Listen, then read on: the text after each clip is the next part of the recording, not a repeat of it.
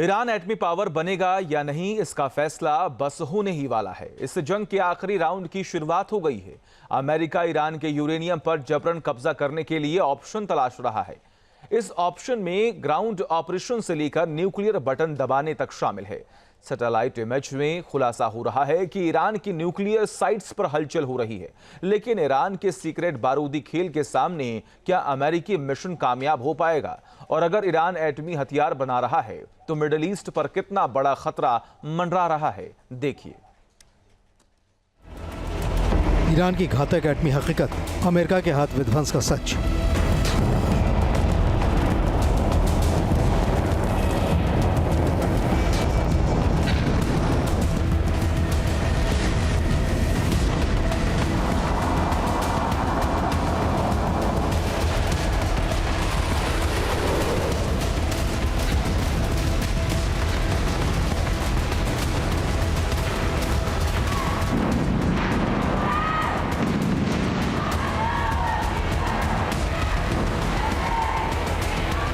या तो यूरेनियम या फिर एटम बम।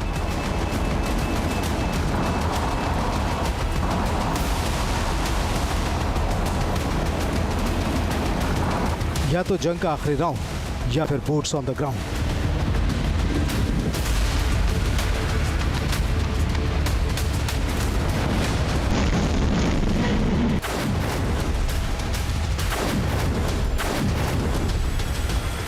अमेरिका का ऐलान, ईरान के पास ऑप्शन अब बेहद कम। इसका मतलब है मिडिल ईस्ट में क़यामत का नया दौर दस्तक दे रहा है।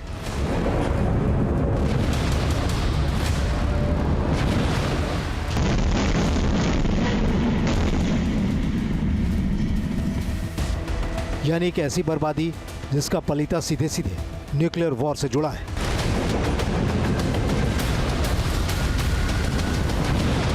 तो क्या यूरेनियम टू एटम बम इस इलाके में आखिरी जंग शुरू हो चुकी है, जिसका नतीजा संपूर्ण विध्वंस में ही नजर आने वाला है?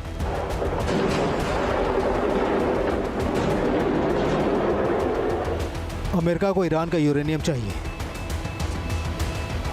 ईरान को किसी भी सूरत में एटम बम चाहिए। दोनों हालात में मिडिल ईस्ट पर कहर बरपेगा।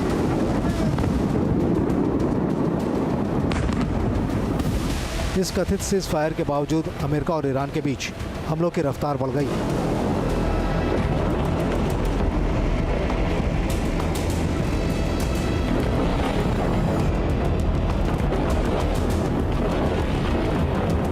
अमेरिका ने ईरान के रणनीतिक ठिकानों को हमले की जद में लिया है।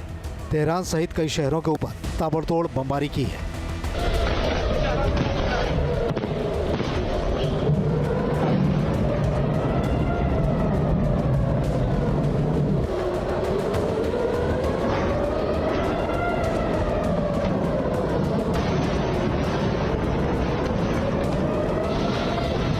ईरान भी चुन चुन कर काउंटर अटैक कर रहा है। ईरान ने जॉर्डन के अल अज़राक एयरबेस पर 12 बैलिस्टिक मिसाइलों से अमेरिकी F-35, F-15 और F-16 फाइटर जेट्स के तैनाती स्थलों पर हमला किया है।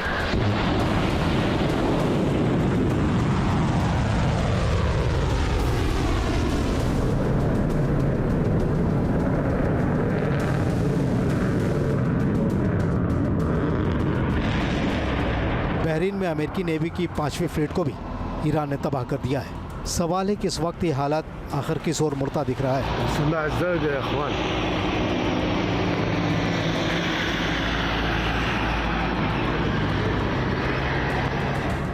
दरअसल अमेरिकी हमलों की ये तमाम राहें ईरान के सीक्रेट यूरेनियम ठिकानों की तरफ जा रही हैं।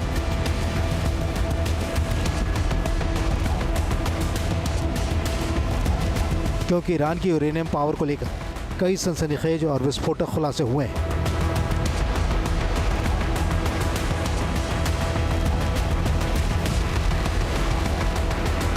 ईरान के तमाम न्यूक्लियर प्लांट्स जहां एनरिच्ड यूरेनियम होने के आसार हैं, वहां कोई ना कोई सक्रियता जारी है।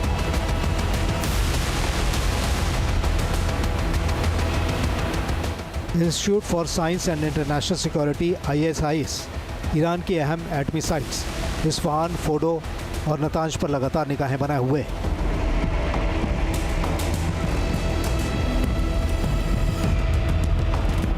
ISIS के मुताबिक इन ठिकानों पर यूरेनियम को एनरिच करने के कोई सबूत नहीं मिले। और सेंट्रीफ्यूज प्रोग्राम भी खत्म हो चुका है। लेकिन फिर भी ईरान की बची हुई एनरिचमेंट सुविधाओं को पूरी तरह से ख़त्म करने या बेकार करने के साथ ही पिकेक्स माउंटेन और दूसरी अंडरग्राउंड साइट्स को बंद करने की ज़रूरत है। माना जा रहा है कि ईरान को एटमी पावर बनने से रोकने के लिए उसके 10 टन एनरिच्ड यूरेनियम, जिसमें लगभग 440 किलोग्राम 60% तक एनरिच्ड यूरेनियम भी शामिल है, उसे हटाना होगा। अमेरिका के लिए ये रिपोर्ट ईरान पर हमले की बुनियाद बन सकती है, जिसमें बूट्स ऑन द ग्राउंड भी ऑप्शन हो सकता है।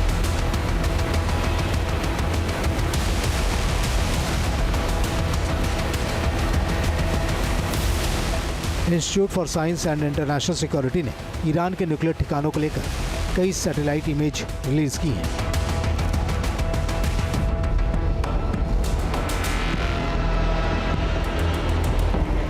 ये तस्वीर करज सेंट्रीफ्यूज साइट की है।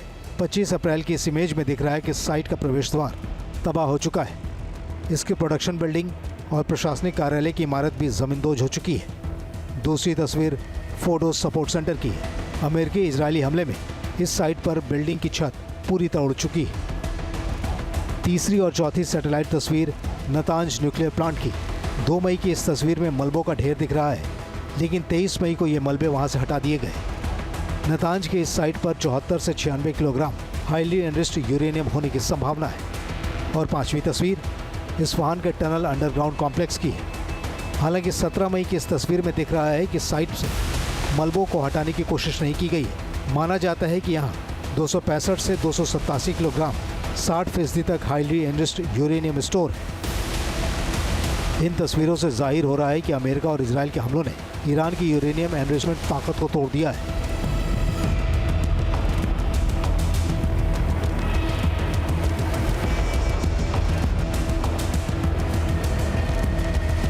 लेकिन एनरिच्ड यूरेनियम स्टॉक अभी भी उसके पास मौजूद है और उसके अंडरग्राउंड साइट्स का बाल भी बाका नहीं हुआ है। ईरान की इस्लामिक रिजीम जो अब IRGC लेड रिजीम दिखाई देती है, वो कहीं ज़्यादा हार्डन रुख अख्तियार कर रही है। वो जाहिर है कि वो युद्ध लड़ने की और पूरी तरीके से आर पार इत्यादि के लड़ाई के बारे में जो विचार कर रही है, वो उनको और अधिक कमज़ोर करेगा। और ज़रूर ये जो अस्तित्व की लड़ाई की प्रक्रिया में जब जैसे जैसे वो अधिक कमज़ोर पड़ेंगे, वैसे वैसे उनकी रणनीतियों में अनेक तरीके की अनिश्चितता भी आएगी। वो कोई डिसेप्टिव मेजर्स इत्यादि भी ले सकते हैं, इंसर्जेंसी के मोड में जा सकते हैं। इस बात की संभावना ज़्यादा दिखाई देती है।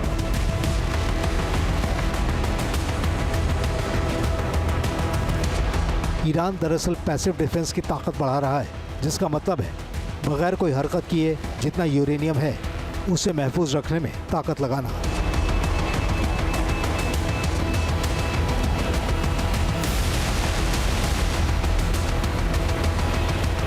ये हकीकत है कि ईरान के न्यूक्लियर इनरिचमेंट प्रोग्राम का बड़ा हिस्सा अमेरिकी और इजरायली हमलों में बर्बाद हो चुका है। सैटेलाइट इमेजेस भी इस बात की तस्दीक करती हैं कि बड़े पैमाने पर ईरान के न्यूक्लियर प्रोग्राम को क्षति पहुंची है। लेकिन ईरान का हौसला अभी भी नहीं टूटा है। ईरान अपने बर्बाद हो चुके या यूं कहें कि डैमेज हो चुके तमाम उन साइट्स को रिकवर करने की कोशिश कर रहा है, फोर्टिफाई करने की कोशिश कर रहा है, ताकि वो अपने न्यूक्लियर प्रोग्राम को फिर से पटरी पर ला सके। लेकिन सवाल इस बात को लेकर भी उठ रहे हैं कि क्या ईरान कभी अपने न्यूक्लियर हथियारों को बना पाएगा। ईरान का uranium boots on ground operation. America और इजराइल के लिए ईरान को रोकना भारी और महंगा सौदा साबित होता जा रहा है।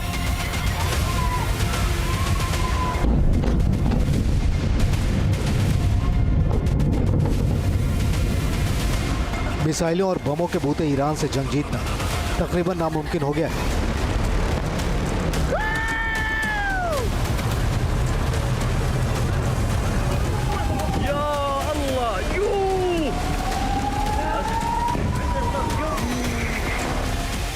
खुफिया खबर है कि अमेरिका के राष्ट्रपति डोनाल्ड ट्रंप और इजराइल के प्रधानमंत्री बेंजामिन नेतन्याहू स्पेशल फोर्स के जरिए ईरान के यूरेनियम पर कब्जा जमाने के इरादे पर काम कर रहे हैं।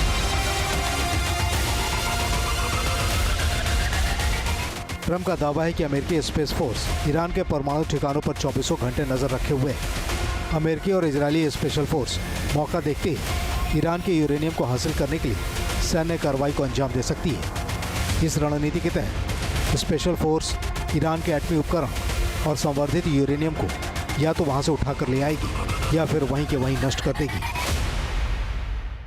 पिछले महीने नेतन्याहू ने अमेरिकी टीवी शो 60 मिनट्स में खुलकर कहा था, सबसे अच्छा तरीका यह है कि वहां यानी ईरान की यूरेनियम साइट्स तक घुसा जाए और उसे उठाकर ले आया जाए।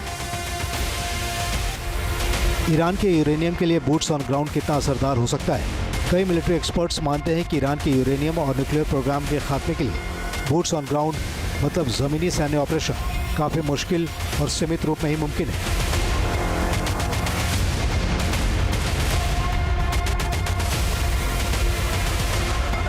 लेकिन इसके लिए फुल स्केल घुसपैठ तो लगभग नामुमकिन है। ये ऑपरेशन किस तरह संभव है और क्यों आसान नहीं है, इसे समझिए।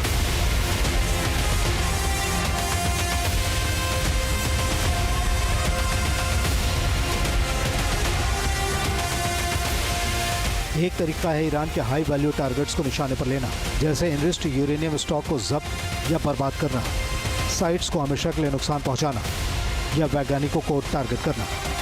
इसके लिए एयर सपोर्ट के साथ साइबर और इंटेलिजेंस की छोटी टीमें एटमी साइट्स पर ड्रॉप की जा सकती हैं। माना जाता है कि अमेरिका और इजराइल के बीच खर्ग आइलैंड या नज़दीकी तटीय इलाकों पर कब्जे की बात भी हुई है, लेकिन ये बहुत जोखिम भरा है।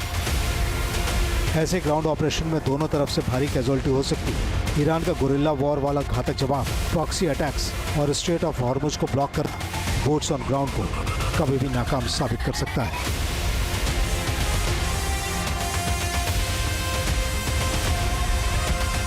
दरअसल बूट्स ऑन ग्राउंड के लिहाज से देखें तो एयर ऑपरेशन और स्पेशल ऑपरेशन से आगे जाना अमेरिका और इजराइल के लिए खतरनाक साबित हो सकता है। लेकिन मिडिल ईस्ट में डायनेमिक्स बेहद तेजी से बदल रहे हैं और जमीन पर सैन्य कार्रवाई के विकल्प भी खुले दिखाई दे रहे हैं। लेकिन इस तरह के विकल्पों के अलावा डिप्लोमेसी का विकल्प या फिर IAEA के तहत अलग तरह की रणनीति का विकल्प ज़्यादा सेफ साबित हो सकता है। परंतु अगर अमेरिका और इजराइल ग्राउंड ऑपरेशन पर ही आमादा हैं तो ये किसी जुए से कम नहीं होगा। यूरेनियम पर नो ऑप्शन, क्या दबेगा न्यूक्लियर बटन?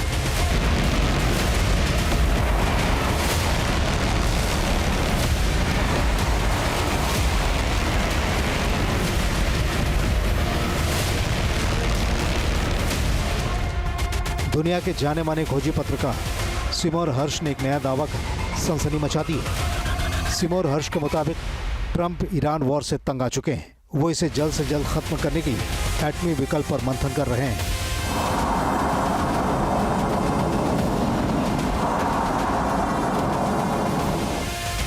हर्ष के मुताबिक हैरान परेशान ट्रंप ने ईरान के खिलाफ परमाणु हथियारों के इस्तेमाल के बारे में जानकारी हासिल की है।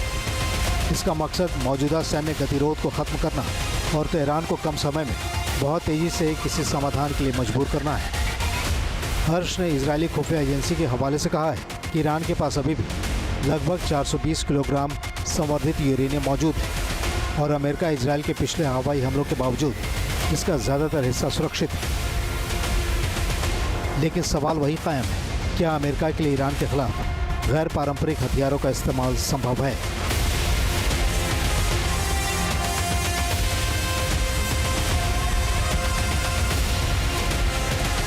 एक किसी राष्ट्र ने नाभिकीय हथियारों को वेपन्स ऑफ वॉर के तौर पर इस्तेमाल करने का कदम उठा लिया तो अन्य राष्ट्र भी ऐसा करने से नहीं चूकेंगे और पूरे विश्व में जो तृतीय विश्व युद्ध का जो खतरा है वो बहुत बढ़ जाएगा।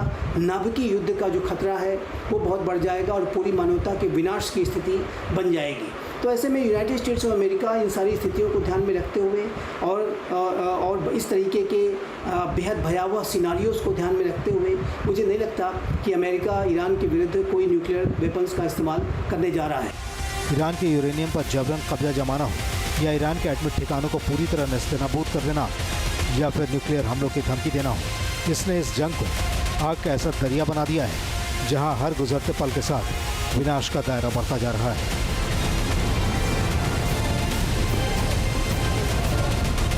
Team news nation. आपके मोबाइल पर तुरंत आएगी ब्रेकिंग न्यूज, स्क्रीन पर सबसे पहले दिखेगी बड़ी खबर, देश दुनिया की हर खबर एक जगह। अब आपके मोबाइल पर तुरंत फटाफट इंस्टॉल कीजिए न्यूज़ नेशन ऐप और रखिए खुद को अपडेट।